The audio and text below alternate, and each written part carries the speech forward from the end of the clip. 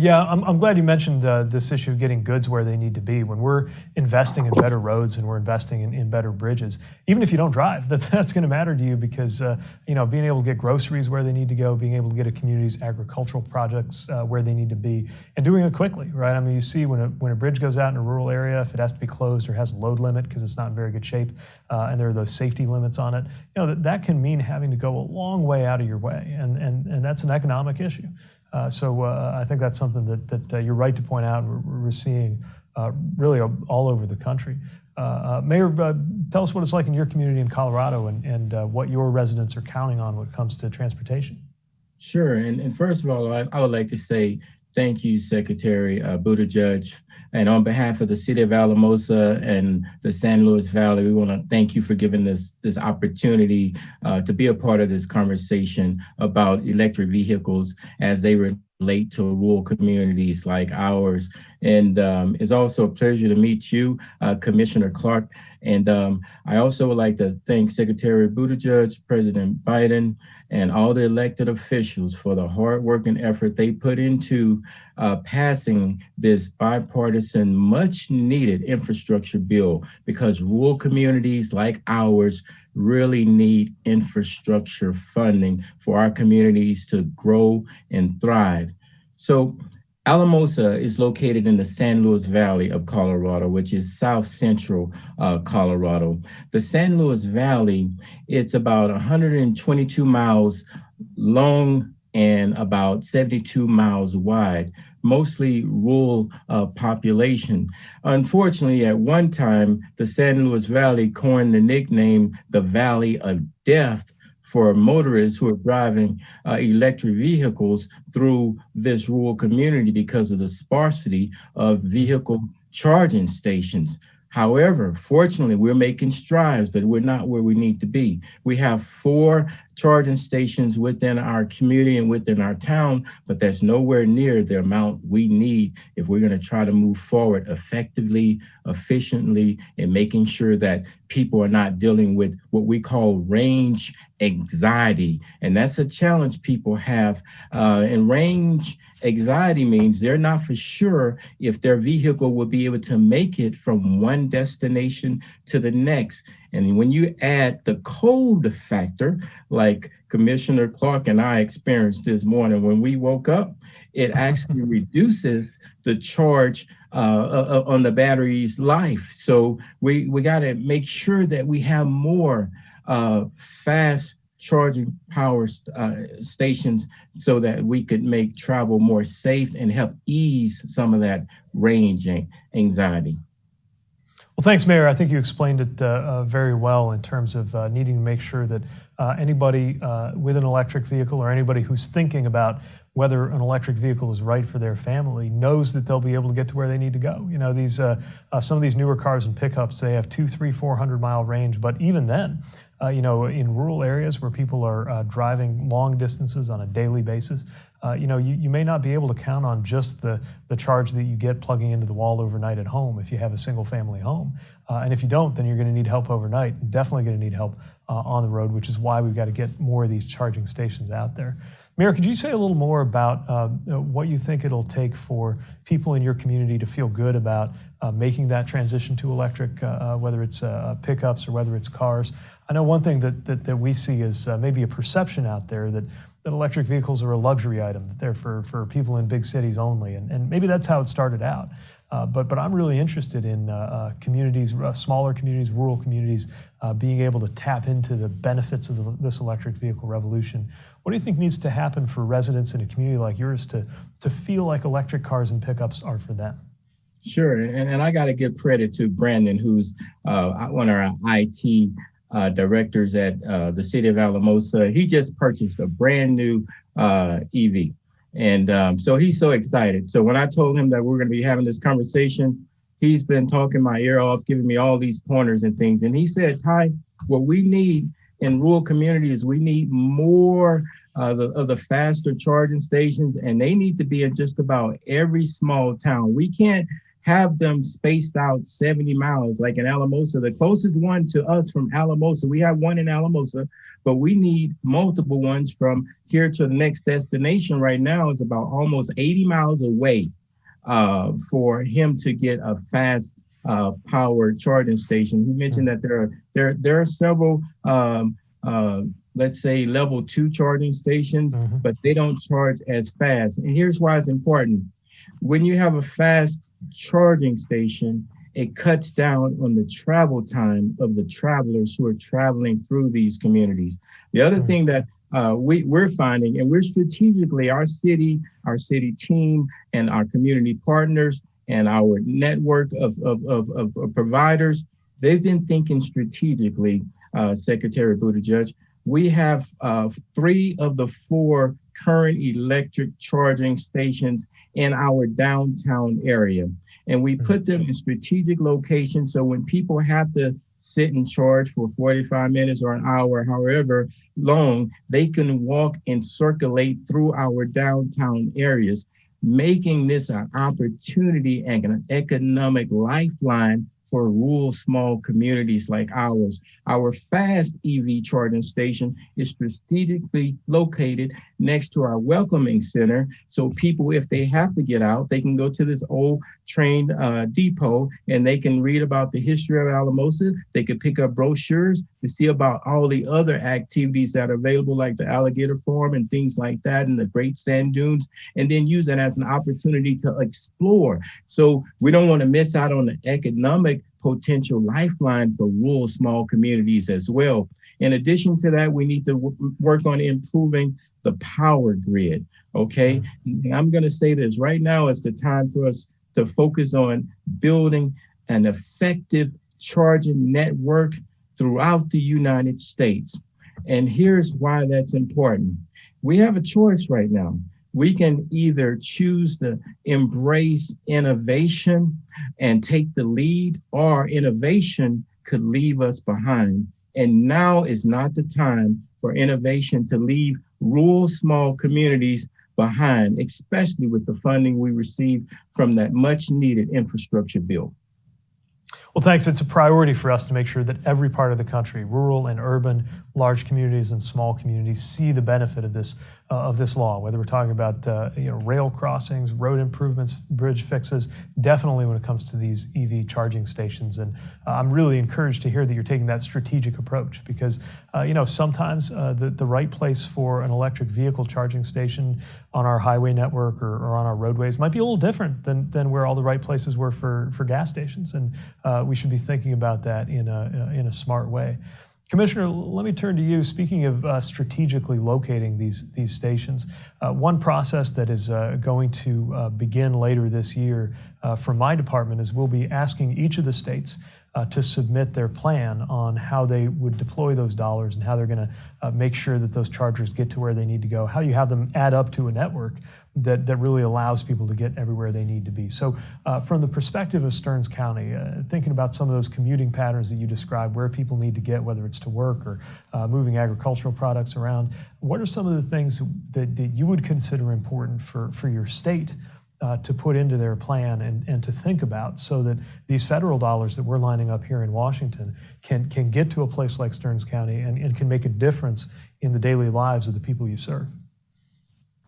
So glad you asked that question. And I would say, on behalf of counties across the country and our smaller communities such as Alamosa, making sure in the future too that we are able to get money directly. And we appreciate that there are some opportunities within the new legislation where we can apply directly, because sometimes, just like on the federal level, even getting things through a state area can be a little tricky. And like with the American Rescue Plan funds, we all know that we were able to do will be able to do some great things.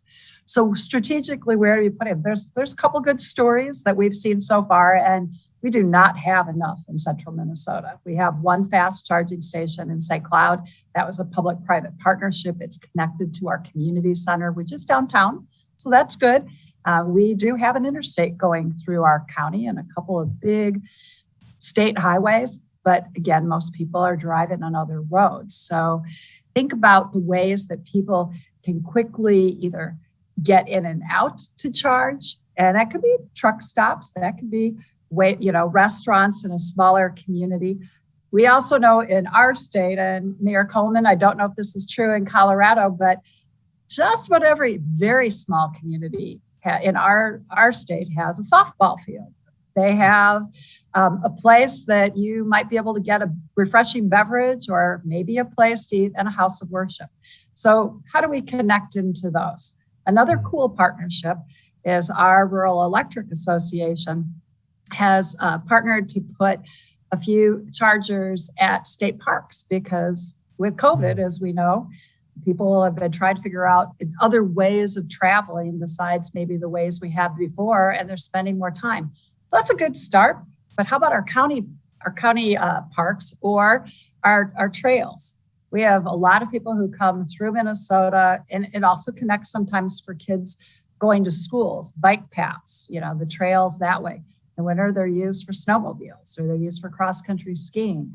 If people can start seeing the ways they can connect and find those ways that impact their lives, whether it's local transportation or people helping to revitalize, like we hope broadband, since you brought that up, does. Yeah. So I think, Mayor Coleman, you made an excellent point about the grid and infrastructure there. The more we can actually build once, whether it's building off of our roads, bridges, transit, building off of broadband, and in this case, the for electrical vehicles, the charging stations, people can start saying, oh, we're being smart with our money while we're making my life easier. So those are some of the things that I think could help, at least in the communities that I either serve or go through quite a bit. I will say, Mr. Secretary, this morning I drove a little over an hour and a half to go to a training, a county tribal training through a number of rural communities. It was minus 18 and the wind chill is minus 35. Wow. So, as we just, again, where are the places we can get them? How do we help people get there? How can they feel the confidence? And so, just like rural electrification once did, and now hopefully broadbandification, the EVs and charging will be a success if our rural communities are at the forefront, not the second stop.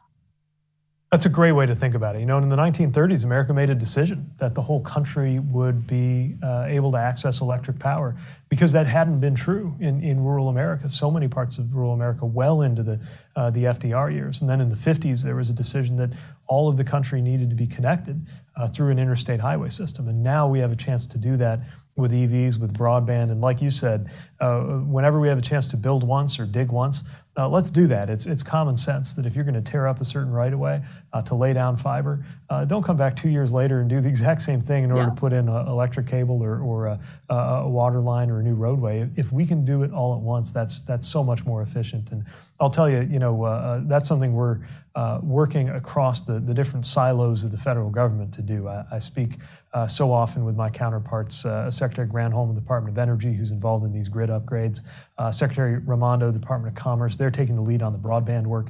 And we're constantly at the table together looking for ways to try to make sure we link up what we're doing on the transportation side with all of these other pieces. And nothing brings it together like this example of electric vehicles, right? You got to have the grid, and you got to have the charging stations in order to even take advantage of those opportunities to save gas money on those electric cars and pickups that are so important. I know we've already gotten pretty close to the end of our time. I wanted to see if either of you might have any questions that are on your mind, or that are on your constituents' minds that would be helpful for my department to think about, or to try to make sure that we can answer as clearly as possible so folks know what these investments are going to mean to them. I'll let Commissioner Clark go first, please.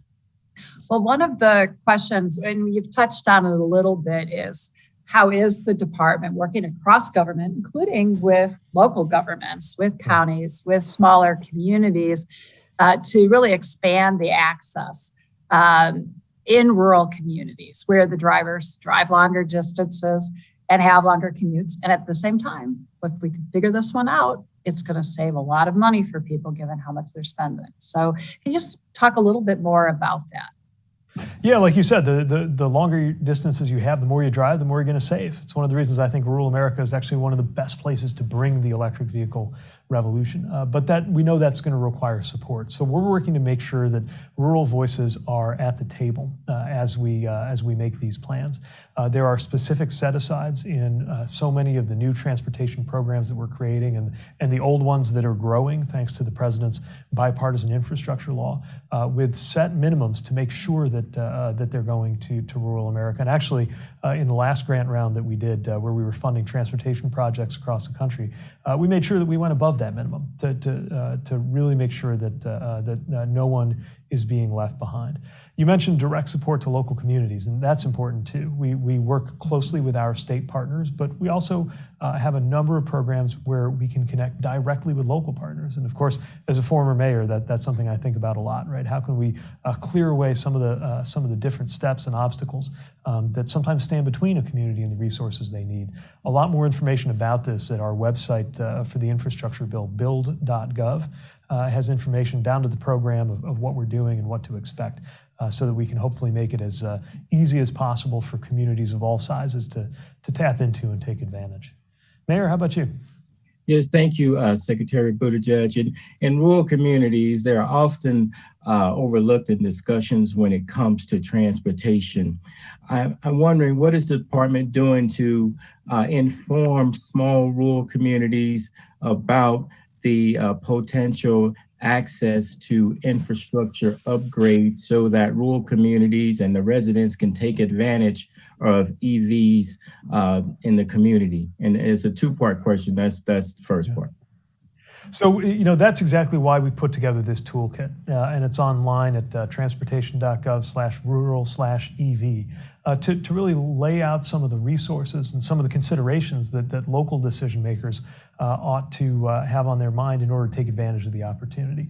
Ideas on how to connect into this funding, things you might want to think about as you're being strategic, as you Mayor shared your community is already doing about where these charging stations need to go, a sense of the timing and how we're working to make sure all of this adds up into a national network, starting one community at a time. We would definitely encourage any local leaders or anyone who's just interested in this to have a look at that. You can just do an online search for Rural EV Toolkit and see for yourself what we're trying to get out there in terms of good information that we hope people can put to work right away.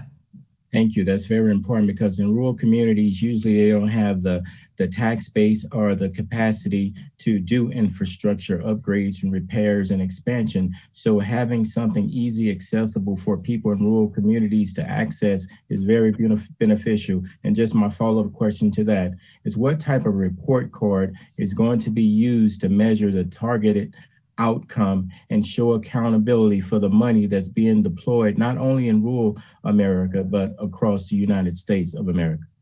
That's a great question. And I can tell you the president is asking the same question of the cabinet. He's very focused on making sure that these dollars are well spent. These are huge amounts of money, but they could go out very quickly. And if we're not careful, not see the results we want to. We got to make sure that every dollar is spent accountably. So we're going to make sure that there are very high standards, very specific expectations, and a lot of transparency in terms of where the dollars are going. Just like you're held accountable at those council and commission meetings by residents who want to know where their taxpayer dollars are going. It's the same thing for us, and we take that to heart, and it's one of the reasons why we're working to get the standards on all of these programs just right, and that's something we're doing right now. We want to get those dollars out fast, but we also got to make sure we get them out right. And that's what a whole lot of my coworkers here at the Department of Transportation are sharpening their pencils on even as we speak. Well, I know we went a little longer than we planned, but I really appreciate the chance to speak with each of you, and I want to thank you for your leadership too. I remember from my days in local government that it really is where the rubber meets the road, so to speak. Folks know where to find you, they know where you live, they tap you on the shoulder and ask you all kinds of questions, and you're on the hook every day to try to get answers and try to get results. We as a department, we as an administration, we want to be there for you. We want to be user-friendly for you, and I hope that we can continue to stay in touch in the days and in the years ahead.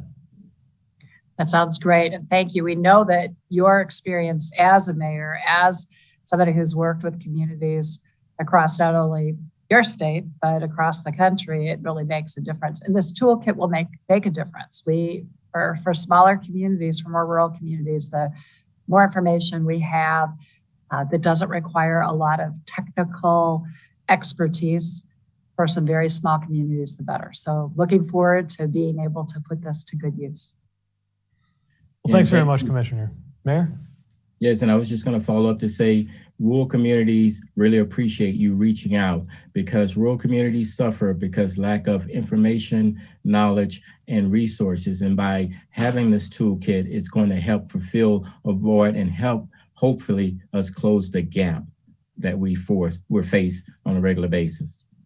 Well, thanks. We're definitely side by side in that effort and really look forward to being able to deliver results.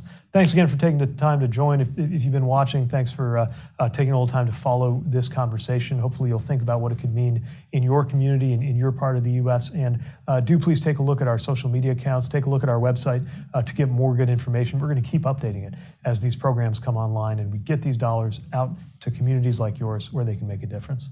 Thanks again, everyone. Thank you. Have a super fantastic day, and don't let anyone steal your joy. Amen. You too. Thank you. You're welcome.